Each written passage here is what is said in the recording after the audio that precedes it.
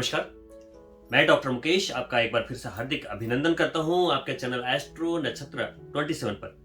दोस्तों, अभी मैं आपके सामने उपस्थित हूं कर्क राशि के जातकों के लिए राहु केतु का गोचर जो 12 अप्रैल को करीब करीब 11:18 पर होने वाला है। इसके क्या परिणाम आपको आने वाले 18 महीनों तक प्राप्त होंगे, इसकी चर्चा करूंगा।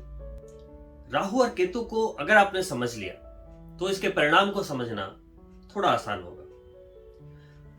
शनि हमारे कर्म फल को जज करते हैं, हम जैसा कर्म करते हैं वो उसका परिणाम देते हैं। तो आपने तो सुना ही होगा कि राहु केतु शनि भगवान के चेले हैं, दूत हैं।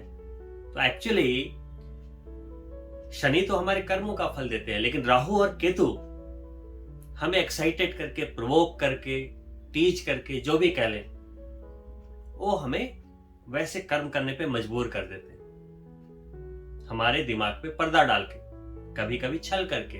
राहु को छलिया बोला गया। हम जब कोई गलती करेंगे तभी तो हमें दुख सहने पड़ेंगे, सिंपल है। तो राहु और केतु का जो नेचर है बिल्कुल अपोजिट है। जैसे राहु के समसप्तक केतु होते हैं 180 डिग्री पे, हमेशा 180 डिग्री के अक्ष पे होते हैं। राहु इधर है तो केतु जन्म पत्रिका में बिल्कुल 180 डिग्री पे हो। उसी तरीके से राहु जहां हमें भौतिक सुख साधन, प्लेजर, मेटेरियलिस्टिक दुनिया की तरफ धकेलता है, मोह माया, प्रसिद्धि, चमक दमक, पॉलिटिक्स,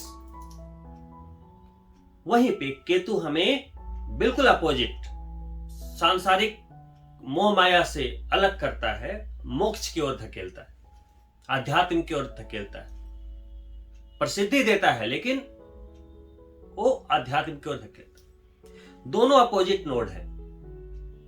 तो वो जैसे जैसे भाव भावेश को प्रभावित करते हैं, हम वैसे कर्म कर बैठते हैं और उसका भुगतान हमें इसी जन्म में करना पड़ता है।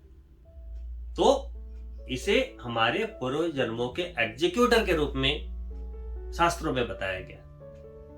तो कर्क राशि के जातकों के राहु दशम भाव में आ रहा है, बहुत अच्छा। दशम भाव में मंगल की राशि, आपका करियर मजबूत हो, लेकिन आपका व्यवसाय, नौकरी, जो भी आप काम करते हैं वहां पे स्टेबिलिटी आएगी, मजबूती आएगी, लेकिन थोड़ा स्ट्रगल भी आएगा। दोनों को समझना थोड़ा मुश्किल है। मजबूती भी कह रहा हूं, स्ट्रगल भी कह रहा हूं। देखिए, राहु कार्यस्थल में बड़े बड़े लाभ देता है, बड़ी अचीवमेंट देता है, वो कुछ बड़ा करने के लिए प्रोवोक करता है। तो वहां पे स्ट्रगल होगा, मेहनत बढ़ेगी आपकी। हो सकता है ऑफिस में पॉलिटिक्स हो, बिजनेस में पॉलिटिक्स हो, क्योंकि जब आप तपेंगे नहीं तो बड़ी कामयाबी कैसे आप डिजर्व करेंगे, उसको आप मैनेज कैसे करेंगे। तो राहु क्या करता है, दोनों तरीके से पहले आपको उसमें माहिर भी करेगा और फिर आपको पकड़ा भी देता है। लेकिन दशम भाव का राहु, देखो कार्य क्षेत्र में तो बोल रहा हूं, लेकिन देखिए कभी कभी क्या है, राहु को देना है तो देना है। अगर आपकी जन्म पत्रिका में राहु अच्छी पोजीशन में है, राजयोग बना रहा है, तो दशम भाव में आपको देगा ही देगा। आपने देखा होगा कि जो नेता होते हैं, सेलिब्रिटी होते हैं, अगर आपने कभी उनके इंटरव्यूज देखे हो, है ना, तो हमेशा क्या बोलते हैं कि हमें तो नसीब से मिला। अभी मैं 2 दिन पहले मिथुन चक्रवर्ती का एक इंटरव्यू देख रहा था।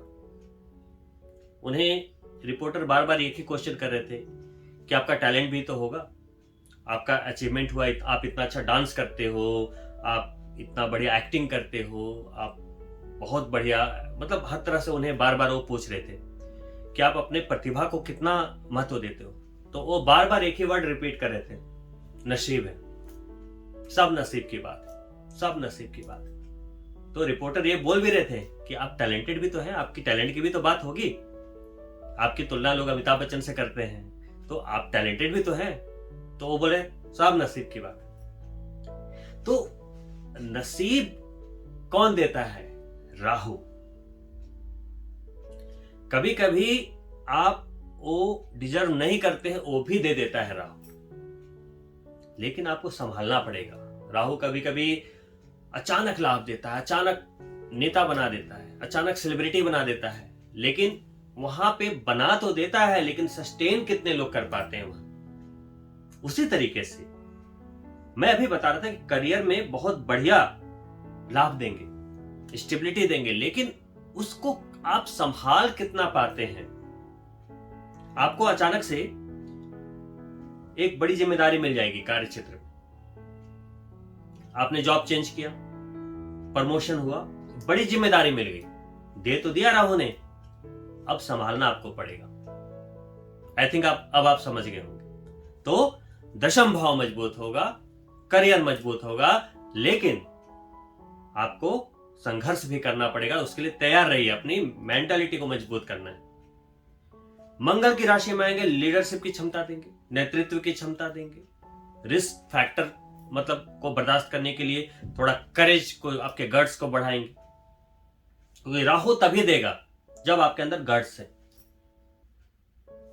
राहु आपने सुना होगा ना कि कसिनो में इतना करोड़ों जीत गए, लॉटरी में करोड़ों की लॉटरी लग गई, लेकिन करोड़ों की लगी तब जब उसने कसिनो में जाके अपना लगाया और लॉटरी लेने का जिगर भी हुआ उसमें। कुछ लोग तो लॉटरी का देखते, अरे मेरा तो नहीं लगेगा, सोचा तो सही उसने। 100 में से 95 लोग वहां से निकल जाते हैं, अरे मेरा नहीं लगना लॉटरी, वो अपने आप को पहले ही अनलकी मान रहे हैं। लेकिन 5 लोग लेते हैं और उसी में से एक बंदा जीत जाता है। चलो, हुआ नहीं हुआ, लॉटरी लगी नहीं लगी, that is a different thing, but उन 5 लोगों ने सोचा तो क्या हम लकी। सोचना में क्या जाता है? तो अगर आप अपना अच्छा सोच भी नहीं सकते तो मिलेगा कैसे? तो राहु यही बोलता है कि ठीक है, मैं दूंगा भर भर के, लेकिन आपको गट्स होना चाहिए। तो आपको कार्य क्षेत्र में जबरदस्त मजबूती दे रहे हैं, लेकिन आप में गट्स होना चाहिए। वैसे ही केतु चतुर्थ भाव में गोचर करेंगे। आपके चतुर्थ भाव प्रॉपर्टी का भाव, सुख का भाव, घर गाड़ी माता का सुख। अब शुक्र की राशि में है, घर तो बनवाएंगे। तो अगर अभी तक आपको दूर दूर तक कुछ नहीं दिख रहा, घर लेना चाहते हैं, दिख जाएगा, कोशिश तो कीजिए। वहीं पे आप पहले से घर में हैं, अपग्रेड करना चाहते हैं, या नई प्रॉपर्टी में इन्वेस्ट करना चाहते हैं, या कुछ नया लेना चाहते हैं, ले सकते हैं। साथ में राहु केतु का एक्सिस आ रहा 4th 10th, तो प्रॉपर्टी से रिलेटेड आप कुछ भी, अगर आप एक बड़ा इन्वेस्टमेंट करते हैं, मंगल मजबूत कर रहा है राहु, 4th 10th के एक्सिस पे है, तो एक बड़ा लाभ, क्योंकि राहु सिर्फ दशम को मजबूत नहीं कर रहा, पंचम को भी मजबूत कर रहा है, एक और लक्ष्मी भाव। केतु सिर्फ चतुर्थ भाव को नहीं एक्टिवेट कर रहा, आपकी एक राशि जा रही है 2 नंबर यानी 11वें भाव में, लाभ का भाव। तो चतुर्थ में यानी कि प्रॉपर्टी में पैसा लगाएंगे, लाभ मिलेगा। 2 और 7 दोनों शुक्र की राशि, एक लाभ भाव में, एक चतुर्थ भाव में, कनेक्शन हो गया। वहीं पे आपके मंगल पंचम और दशम, तो यहां पे आपको क्या क्या निकल के चीज आ रही है? तो रियल एस्टेट में लाभ मिल सकता है, बिजनेस नौकरी में मजबूती आएगी, घर आप नया ले सकते हैं, गाड़ी ले सकते हैं, शुक्र से संबंधित कोई भी चीज, कोई भी लग्जरी चीजों को आप परचेज कर सकते हैं, भौतिक सुख संपदाओं को आप बढ़ा सकते हैं, पैसा बढ़ेगा, सिंपली पैसा बढ़ेगा। अब देखिए, राहु का जो गोचर है वो आपके कर्म भाव में है। अब मैं भाव की बात कर रहा हूं, और देखिए ये कर्म के रिजल्ट देने वाले ही एक्टिवेटर है। कर्म भाव में राहु आ गए तो दोस्तों, मेरा तो मानना यही है कि परमात्मा हमारा भाग्य नहीं लिखता, उन्होंने कर्म रूपी कलम पकड़ा दी है कि आप जैसा कर्म करोगे वैसा भाग्य लिख जाएगा। अच्छा कर्म करोगे अच्छा, बुरा करोगे बुरा। ये जो राहु का गोचर है, सिर्फ 10th पे केंद्रित ना रहें कि जी हमारे नौकरी में, हमारे बिजनेस में लाभ मिलेगा कि नहीं, सिर्फ वहां पर केंद्रित ना रहें, कर्म पे केंद्रित करें। नहीं समझे? कर्म होता है सोचना, बोलना और करना। जो लोग सिर्फ सोचते रह जाते हैं वो भी कर्म है, लेकिन सोचते जो रह जाते हैं, मैं उन्हें मुंगेरी लाल के हसीन सपने वाले ही बोलता हूँ कि जी आप सोचते रह जाओ। बहुत लोग सिर्फ सोचते रह जाते हैं, सपने देखते रह जाते हैं, वो पूरे नहीं होंगे।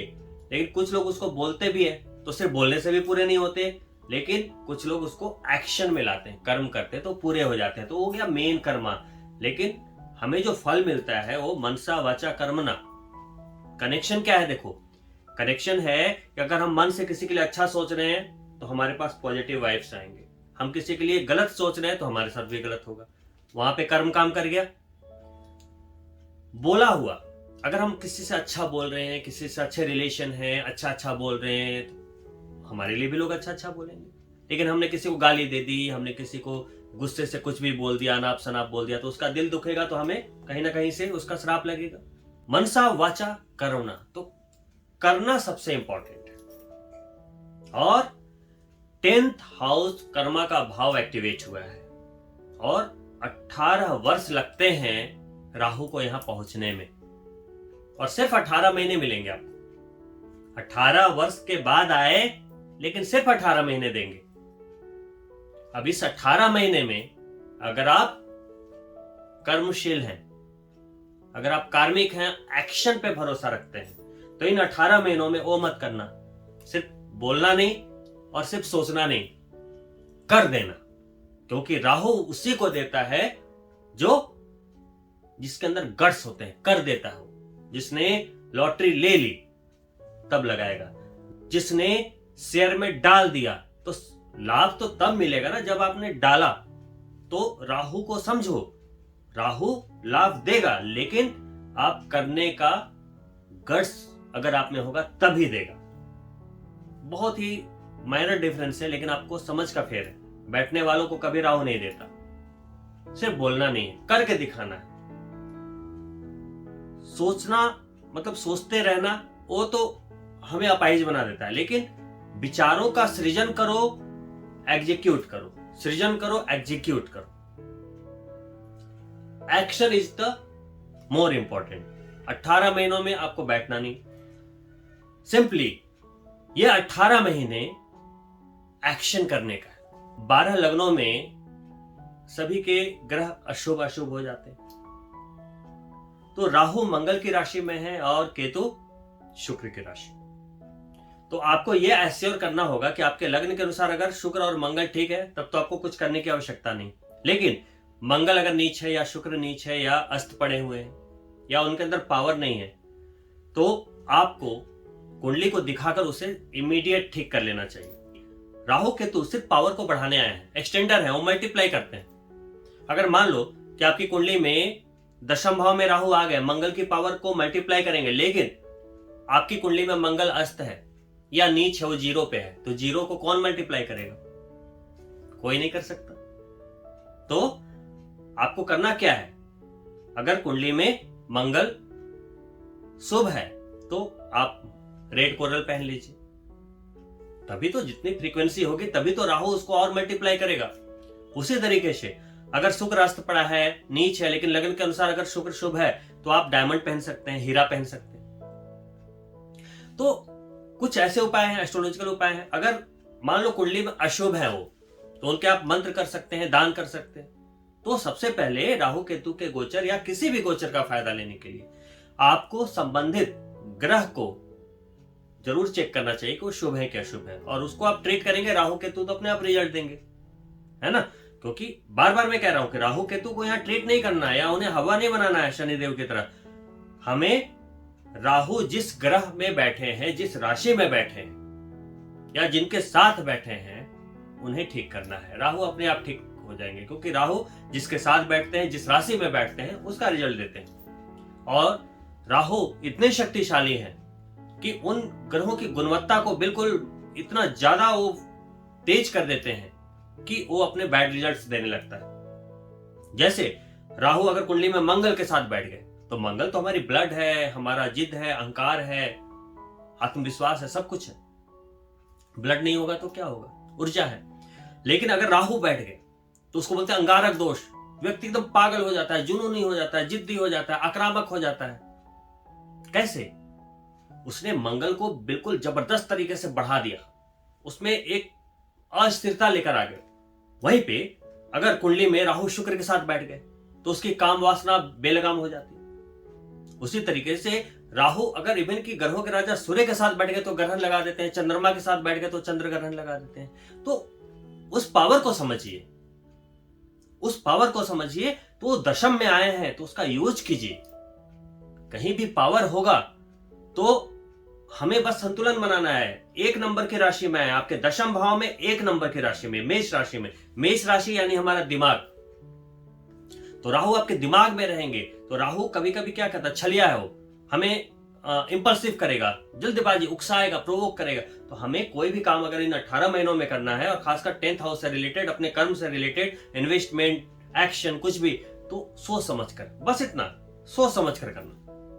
बिल्कुल इंपल्सिव होकर एक्साइटमेंट में आके फटाक से कुछ नहीं कर देना, बस इतना करना है। वहीं अगर पूजा पाठ के जरिए बात किया जाए तो माता दुर्गा और शिव भगवान की पूजा, हनुमान जी की पूजा, भैरवनाथ जी की पूजा, केतु के लिए गणेश जी की पूजा हमेशा फलदायी है।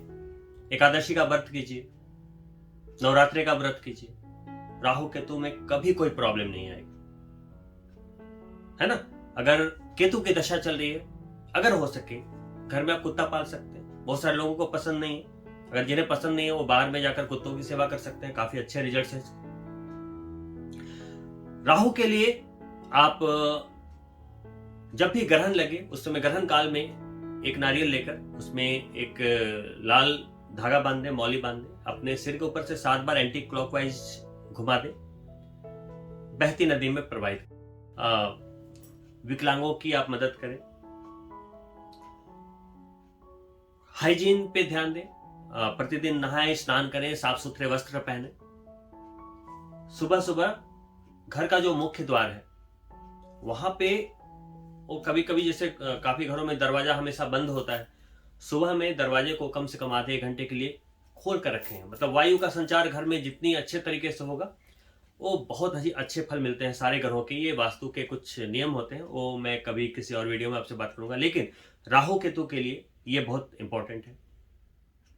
घर का ईशान कोण हमेशा साफ सुथरा रखें, खासकर उन लोगों के लिए जो राजनीति से जुड़े हुए हैं, फिल्म उद्योग से जुड़े हुए हैं, खेल जगत से जुड़े हुए हैं, उनके लिए बड़ी उपलब्धि का समय। और इसी के साथ मैं आपसे अनुमति चाहूंगा, अगर आप हमारे चैनल के साथ नए जुड़े हैं तो सब्सक्राइब करना ना भूलें। साथ ही अगर आपको जानकारी अच्छी लगी तो अपने मित्रों के लिए शेयर करें और लाइक करना ना भूलें। जल्द ही मिलता हूं दूसरे वीडियो में, तब तक के लिए नमस्कार। If you enjoyed this YouTube video,